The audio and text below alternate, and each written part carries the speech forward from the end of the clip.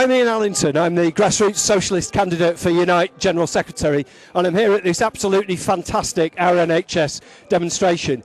It shows what support there is from the public for defending our NHS against the cuts and privatisation the government's trying to push through. We have to stand together against STPs, privatisation, the legacy of PFIs introduced by New Labour, and all the rest of the attacks trying to cut through our NHS. There is no reason for our NHS to be in crisis. Britain spends less as a proportion of our GDP on the health service than most developed countries. We should have it properly funded and publicly owned and controlled.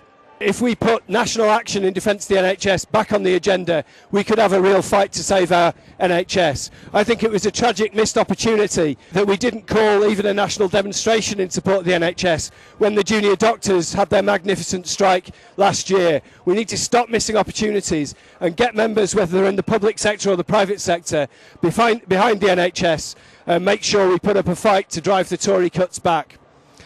The other big issue I want to talk about is the attacks on immigrants. So I thought it was a disgrace that at the start of this campaign the right-wing candidate Gerard Coyne talked about immigration putting additional pressures on the NHS. The reality is, without immigrant workers the NHS couldn't last a day.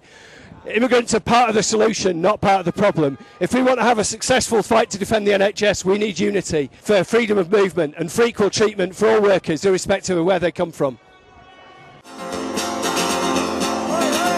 There is power in a factory, power in the land, power in the hand of the worker. But it all amounts to nothing if together we don't stand. There is power in a union. There is power.